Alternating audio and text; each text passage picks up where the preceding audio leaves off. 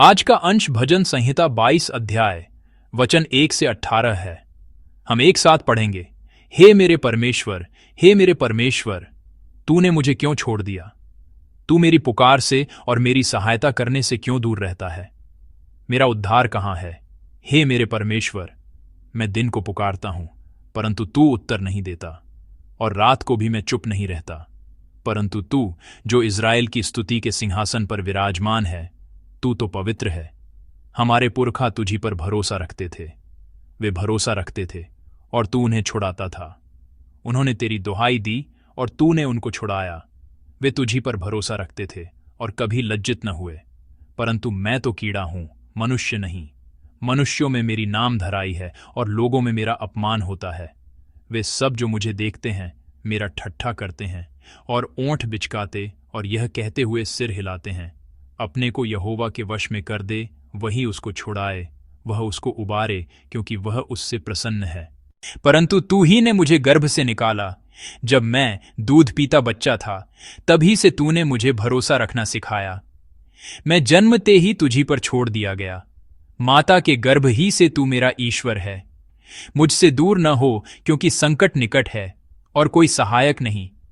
बहुत से सांडों ने मुझे घेर लिया है, बाशान के बलवंत सांड मेरे चारों ओर मुझे घेरे हुए हैं।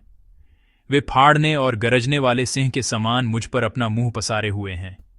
मैं जल के समान बह गया और मेरी सब हड्डियों के जोड़ उखड़ गए। मेरा हृदय मोम हो गया, वह मेरी देह के भीतर पिघल गया।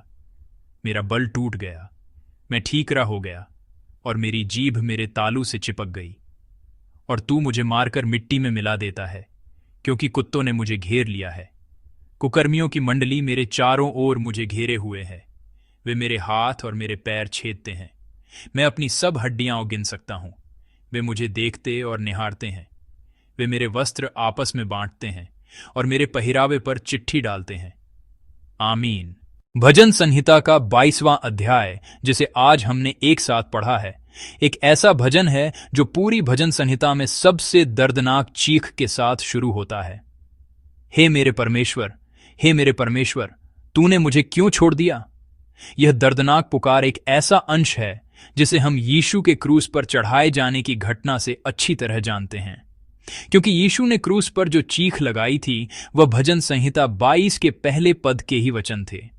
यीशु ने क्रूस पर हाँफते हुए, गंभीर सिर दर्द और धुंधली चेतना के बीच अपनी पूरी ताकत से भजन संहिता के इन वचनों के साथ प्रार्थना की थी। यीशु ने क्रूस पर भजन संहिता 22 को इसलिए याद किया क्योंकि इस भजन का रचयिता स्वयं एक बहुत ही गंभीर और क्रूस की चरम पीड़ा जैसी ही पीड़ा की वास्तविकता में घिरा हुआ था। वह शारीरिक बीमारियों और दुनिया की निंदा से परे परमेश्वर की चुप्पी नामक एक आध्यात्मिक संकट में धकेल दिया गया था। उसे ऐसा महसूस होता था मानो परमेश्वर उससे दूर हैं। यद्यपि वह उन्हें अपने परमेश्वर के रूप में स्वीकार करता था, फिर भी उसे परमेश्वर की उस गहरी चुप्पी की वास्तविकता में डाल दिया गया था, जहां ऐसा लगता था कि परमेश्वर उसके पास होते हुए भी उसके दर्द को नहीं देख रहे थे। भजन संहिता 22 में प्रार्थना करने वाले की यही दशा है। वह परमेश्वर की अनुपस्थिति की वास्तविकता में संघर्ष कर रहा है, जो दिन रात पुकारने पर भी कोई उत्तर नहीं देते। भजनकार 3 पहलुओं से अपने कष्टों का वर्णन कर रहा है। विशेष रूप से वह पड़ोसियों और दुनिया से मिलने वाले तिरस्कार के माध्यम से अपनी दीन पहचान को परिभाषित करते हुए गा रहा है और प्रार्थना कर रहा है। अगर क्रूस मनुष्य की सभी बीमारियों और पीड़ाओं को समाहित करता है, तो यह सोचना स्वाभाविक है कि क्रूस पर यीशु द्वारा याद किया गया भजन 22 उन सभी पीड़ाओं का निचोड़ है जिनका हम इस धरती पर अनुभव करते हैं। इस तरह भजन संहिता 22 पर मनन करते हुए हम यह जान सकते हैं कि अपनी पीड़ा की वास्तविकता में जब परमेश्वर दूर महसूस होते हैं, तब हम उन्हें कैसे पुकारें। हमारी पुकार की सीमा कहां तक जायज है? आइए पाठ को थोड़ा और देखें। सबसे पहले आइए पद 6 को देखें। क्या हम सब मिलकर इस पद को पढ़ेंगे? परंतु मैं तो कीड़ा हूं, मनुष्य नहीं। मनुष्यों में मेरी नाम धराई है और लोगों में मेरा अपमान होता है। यह एक ऐसा पद है जिस पर आमीन नहीं निकलता है ना। भजनकार विलाप करता है, मैं कीड़ा हूं, मनुष्य नहीं। वह यह स्वीकार कर रहा है कि वह कितनी दीन अवस्था में गिर गया है और खुद को एक कीड़े के रूप में देख रहा है। यह एक इंसान के रूप में अपना मूल्य खोने, विकृत और नीच हो जाने का एक रूपक है। आसपास के लोग उसकी यह दशा देखकर उसका तिरस्कार और उपहास करते हैं। वे उसके संकट में प्रभु पर भरोसा करने का मजाक उड़ाते हैं। पद 8 में क्या कहा गया है? अपने को यहोवा के वश में कर दे, वही उसको छुड़ाए, वह उसको उबारे, क्योंकि वह उससे प्रसन्न है। जिस परमेश्वर पर तू विश्वास करता है, क्या वह तुझे नहीं बचाएगा?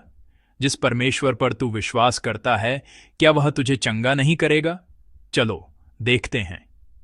वे यह कहकर उसका मजाक उड़ा रहे हैं और फिर एक ऐसी तस्वीर सामने आती है जहां वह शारीरिक और आध्यात्मिक पीड़ा से पूरी तरह टूट गया है। यदि आप पद 14 और उसके बाद के पदों को देखें तो कई रूपक सामने आते हैं। शारीरिक पीड़ा की चरम सीमा का वर्णन किया गया है। मैं जल के समान बह गया, मेरी सब हड्डियां उखड़ गईं, मेरा हृदय मोम के समान पिघल गया, मैं ठीकरा हो गया और मेरी जीभ मेरे तालू से चिपक गई। शत्रुओं का वर्णन कैसे किया गया है? बहुत से सांड, सिंह, कुत्ते और दुष्टों का झुंड। उनका वर्णन क्रूर जानवरों के झुंड के रूप में किया गया है और भजनकार अंत में स्वीकार करता है कि वह मृत्यु की धूल में पड़ा है। वह कह रहा है, अब मैं मरने वाला हूं, अब मुझे मरना ही होगा। मेरी दीन दशा और मेरा उपहास करते मेरे आसपास के लोग और परिस्थितियां, इनके बीच मैं अब और नहीं जी सकता। भजनकार द्वारा सामना की गई दर्दनाक वास्तविकता और क्रूस की पीड़ा में यीशु की पुकार, ऐसा लगता है कि हमारी सारी पीड़ाएं यहां सिमट आई हैं। लेकिन मृत्यु की धूल में पड़े भजनकार ने एक बहुत ही महत्वपूर्ण बंधन को नहीं छोड़ा। वह है परमेश्वर के साथ वाचा का विशेष संबंध। लोग यह कहकर मजाक उड़ाते हैं, तेरा परमेश्वर कहां है? और परमेश्वर की यह चुप्पी जो उसकी दर्दनाक पुकार का जवाब नहीं दे रही, उसके मन में संदेह और निराशा पैदा करती है। फिर भी भजनकार परमेश्वर के साथ अपने वाचा के संबंध को याद करता है और इस प्रकार स्वीकार करता है। आज के पाठ के पद 9 और 10 हैं। आइए एक बार इन वचनों को पढ़ें। परंतु तू ही ने मुझे गर्भ से निकाला, जब मैं दूध पीता बच्चा था, तभी से तूने मुझे भरोसा रखना सिखाया। मैं जन्मते ही तुझी पर छोड़ दिया गया, माता के गर्भ ही से तू मेरा ईश्वर है। आमीन। भजनकार चरम पीड़ा में क्या स्वीकार करता है?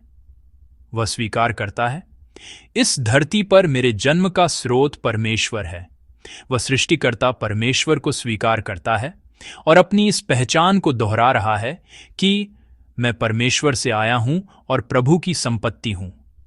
यद्यपि उसने अपनी दीन अवस्था को यह कहकर स्वीकार किया कि वह एक कीड़े जैसा है, फिर भी वह प्रार्थना कर रहा है, इन सब के बावजूद मैं एक ऐसा प्राणी हूं जो परमेश्वर से आया है, मैं परमेश्वर का हूं।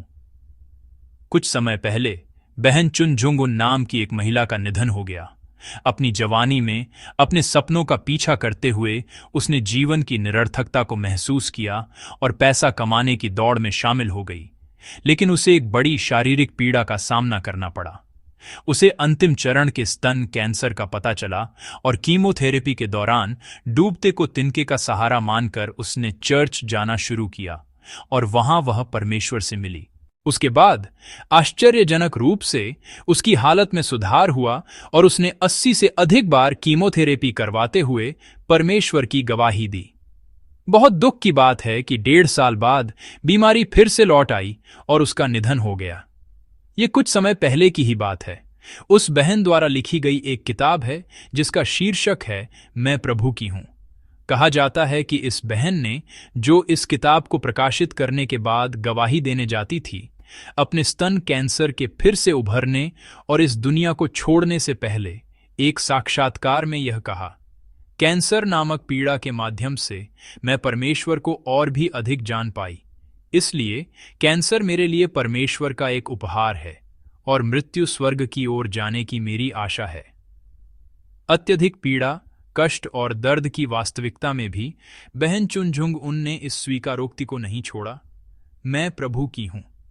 इसलिए वह चरम वास्तविकता परमेश्वर द्वारा दिए गए एक उपहार का रूप ले सकी और स्वर्ग की ओर ले जाने वाली एक अद्भुत आशा बन गई। मुझे लगता है कि उसकी यह स्वीकारोक्ति भजन संहिता 22 के उस पीड़ित विश्वासी की स्वीकारोक्ति से बहुत मिलती जुलती है। हालांकि वह मरने जैसी पीड़ा और कष्ट की वास्तविकता से गुजर रहा था, फिर भी भजनकार परमेश्वर के साथ अपने रिश्ते को याद कर रहा था कि मैं प्रभु का हूं, और इसी आशा और विश्वास की छोटी सी किरण को थामे हुए आगे बढ़ रहा था। भजनकार पद 4 और 5 में भी इस विशेष संबंध में परमेश्वर द्वारा किए गए उद्धार को याद करता है, पूर्वजों के लिए किया गया अद्भुत उद्धार। वह उम्मीद कर रहा है कि वही परमेश्वर आज उसके लिए भी विश्वास योग्यता से काम करेंगे। यद्यपि भजनकार की प्रार्थना नाराजगी, शिकायत, भय और निराशा से भरी है, वह वाचा के संबंध में परमेश्वर के वफादार प्रेम पर विश्वास कर रहा है, इसलिए वह उस परमेश्वर के साथ दूरी को कम करना चाहता है। पद 11 में उस प्रेम के करीब आने के लिए वह प्रभु से पुकार रहा है, मुझसे दूर ना हो। मारनाथ सामी। जीवन की पीड़ा के बीच जब हम प्रार्थना करने बैठते हैं तो क्या प्रार्थना मधुर शब्दों में निकलती है? केवल आंसू बहते हैं। हे मेरे परमेश्वर, हे मेरे परमेश्वर, तूने मुझे क्यों छोड़ दिया? ऐसा विलाप निकलना स्वाभाविक है, लेकिन कोई बात नहीं, ऐसा हो सकता है। बस हमें उस वाचा के संबंध को कभी नहीं भूलना चाहिए जो परमेश्वर ने हमारे साथ बनाया है, और न ही उसके उद्धार के कार्यों को। हम प्रार्थना के स्थान पर आकर इसलिए बैठ जाते हैं क्योंकि उस वाचा को थामे रखना भी एक संघर्ष है। हमारे पास समस्याओं को हल करने की क्षमता नहीं है, परमेश्वर उन्हें हल करते हैं। उस परमेश्वर के साथ दूरी को कम करना ही प्रार्थना के स्थान पर बैठना है और भजनकार की तरह परमेश्वर को पुकारना है। चीख और विलाप परमेश्वर के निकट आने के लिए प्रार्थना की पवित्र भाषा बन जाते हैं। हालांकि यह आज का पाठ नहीं है। यदि आप भजन संहिता 22 के पद 21 को देखें तो हम देख सकते हैं कि परमेश्वर उस प्रार्थी के साथ क्या करते हैं जो इस तरह से उनके पास आता है। आइए हम पद 21 और 24 पढ़ें। यह भजन संहिता 22 पद 21 और 24 है। मुझे सिंह के मुंह से बचा, हाँ, जंगली सांडों के सींगों में से तूने मुझे बचा लिया है। अब पद 24, क्योंकि उसने दुखी को तुच्छ नहीं जाना और न उससे घृणा करता है और न उससे अपना मुख छिपाता है, पर जब उसने उसकी दुहाई दी तब उसकी सुन ली। आइए हम पद 31 भी पढ़ें। वे आएंगे और उसके धर्म के कामों को एक वंश पर जो उत्पन्न होगा यह कहकर प्रकट करेंगे कि उसने ऐसे ऐसे अद्भुत काम किए। आमीन। क्या आप समझ पा रहे हैं कि इन सभी पदों का क्या अर्थ है? परमेश्वर ने सुना, उसने उद्धार किया, और यह एक अद्भुत इतिहास बन जाएगा जो आने वाली पीढ़ियों को सुनाया जाएगा। भजनकार प्रार्थना के लिए अपना मुंह चीख और विलाप के साथ खोलता है, लेकिन अंततः वह प्रार्थना का उत्तर देने वाले परमेश्वर की स्तुति और विश्वास की स्वीकारोक्ति के साथ अपनी प्रार्थना समाप्त करता है।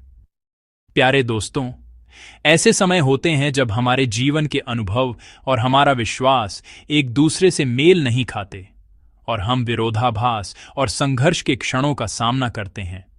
उस समय हमें बिना किसी हिचकिचाहट के विलाप और चीख के साथ परमेश्वर के पास जाना चाहिए। जब हम इस तरह परमेश्वर के सामने खड़े होते हैं तो परमेश्वर हमारे विश्वास को बहाल करते हैं और हमारे हृदयों को स्तुति और अंगीकार के लिए तैयार करते हैं। आज के भजन के शीर्षक में आपको एक अपरिचित शब्द मिलेगा, आयलेथ हशहर। इस शब्द आयलेथ हशहर का अर्थ है भोर की हरिणी। हाल ही में अनुवादित नई कोरियाई बाइबल में इसका और भी सटीक अनुवाद पौ फटने के समय की हरिणी किया गया है। आप भोर शब्द का अर्थ अच्छी तरह जानते होंगे। यह सबसे अंधेरी रात के अंत और प्रकाश के उदय से ठीक पहले की अवधि को दर्शाता है। बाइबल में हरिणी के रूपक का उपयोग पवित्रता, कोमलता, सुंदरता और संकट में पड़े एक निर्बल प्राणी का वर्णन करने के लिए किया जाता है। इसलिए इस भजन को एलेथ हशहर कहने का निर्देश पीड़ा के अंत में परमेश्वर की ओर बढ़ने वाले एक प्रार्थी की तस्वीर पेश करता है। दोस्तों, आप भजन संहिता 42 के वचन अच्छी तरह जानते हैं, है ना? भजन 42 के पहले पद में लिखा है, जैसे हरिणी नदी के जल के लिए हाँफती है, वैसे ही हे परमेश्वर मैं तेरे लिए हाँफता हूं। आमीन। उसी तरह भजन संहिता 22 भी एक ऐसे प्रार्थी के लिए है जो अपनी पीड़ा की चरम सीमा पर पहुंच गया है। लेकिन यह वचन उस प्रार्थी को याद रखना, देखना और इस पर मनन करना है, जिसके लिए जल्द ही नया सवेरा होगा और बहाली एवं उद्धार का प्रकाश चमकेगा। यही आज के पाठ का संदेश है। इसीलिए यीशु ने क्रूस पर यह पुकारा। क्रूस पर मृत्यु की चरम पीड़ा, इससे बड़ी पीड़ा और क्या हो सकती है? लेकिन वह पीड़ा अंत नहीं थी। उन्होंने इन वचनों को इसलिए पुकारा क्योंकि वह अब परमेश्वर के उस उद्धार के कार्य के करीब पहुंच गए थे, जो शीघ्र ही प्रकट होने वाला था। मैं चाहता हूं कि हम भी आज अपनी पीड़ा की वास्तविकता में इस प्रार्थना को याद रखें। जब हमारी पीड़ा को मसीह की पीड़ा के प्रकाश में देखा जाता है, तो मेरा मानना है कि हम चुप रहने वाले परमेश्वर के भीतर छिपे हुए क्रूस के अपरिवर्तनीय और अद्भुत प्रेम का अनुभव करेंगे। आज जब हम प्रार्थना करें, तो आइए हम भजन संहिता के निर्देश के अनुसार भोर की हरिणी बनकर परमेश्वर के सामने आएं। यीशु के हृदय और यीशु की प्रार्थना में शामिल होते हुए मैं प्रभु के नाम से प्रार्थना करता हूं कि हम सब जो यहां प्रार्थना कर रहे हैं, क्रूस के उद्धार के इस अद्भुत कार्य का पूरी तरह से अनुभव करें।